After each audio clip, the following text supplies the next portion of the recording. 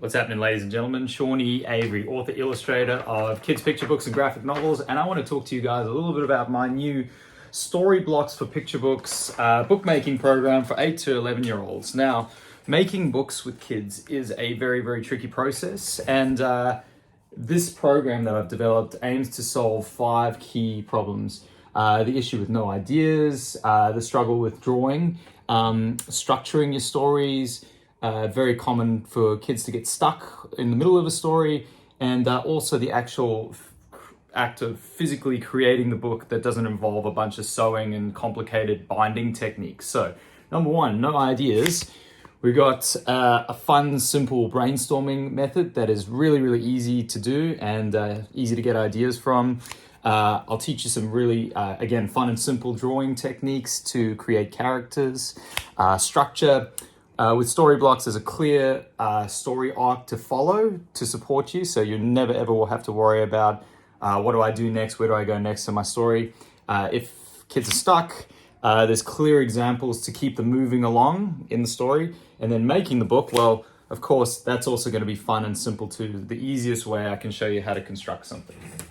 We begin first with a brainstorming sheet.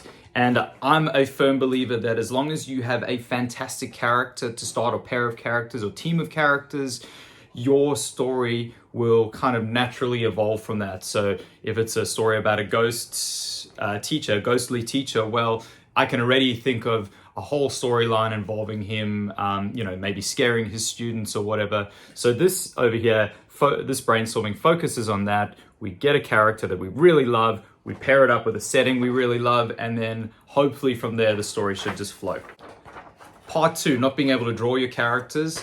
I've got a really simple method of creating characters using very, very simple shapes and adding in maybe just a few extra little details to create additional personality. Now, if you start with these simple shapes, anybody can draw a square or a circle or a triangle and then add eyes to it. So I've simplified the idea of book illustration down to just really basic, simple communication. Now, once you have your characters and once you have your setting and you know how to draw them and you're comfortable doing it, recreating that character a few times, then you're going to start filling out the story blocks. So these are story blocks over here. You can see they've got the little dotted lines, which means you're actually going to cut these out.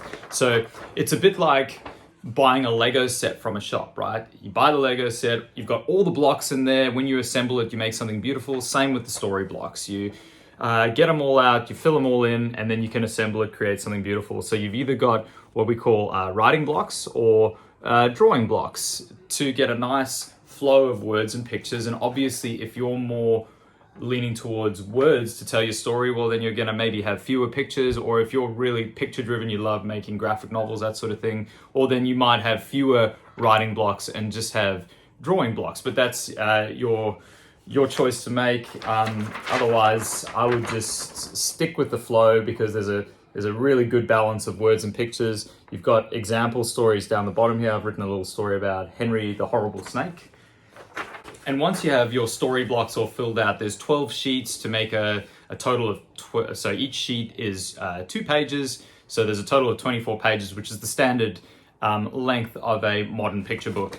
Then what you're going to do is, before you cut any of that stuff out, you're going to construct your book dummy. So you're going to need a manila folder, and you're going to need 7 pieces of A3 paper. It's kind of nice, I think, to have colored paper. If your story is about an underwater character, you may choose blue. If it's set in the jungle, you may choose green. You're also going to need a long arm stapler.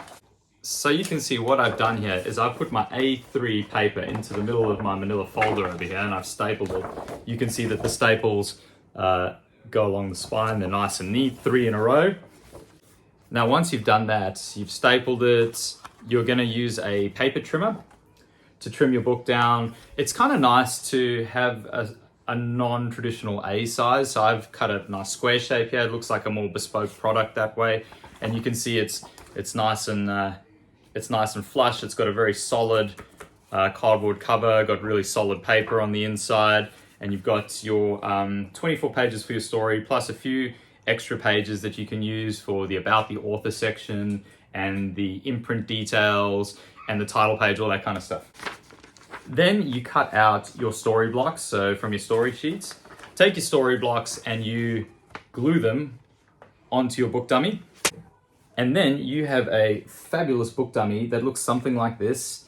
And if we flick through it, you can see there's a really good natural flow of different types of pictures, different amounts of writing, to create that rhythm and flow of a modern picture book. You got the vignettes, you got the full page spreads, you got the close-ups, the mid shots, the long shots, all that stuff. And if you've followed the story arc, it should all be complete. The trickiest thing is just keeping track of all your story blocks and making sure you glue them in the correct order, because obviously if you glue them in the wrong order, well, that may be a little bit confusing. So there we go, one full storybook, and got your blurb on the back and everything. And to add extra strength, I would suggest even putting some contact adhesive over that. And I'll tell you what, guys, this book will last forever. It's going to be super tough, super durable, something that you can look back on 20 years from now and be super, super proud of. So I really hope you guys enjoy the program. If you do use it in your classroom or at home, please tag me or get in contact, because I'm dying to make this program the best it can be, the most useful it can be, always for free. Thank you so much for listening, ladies and gentlemen.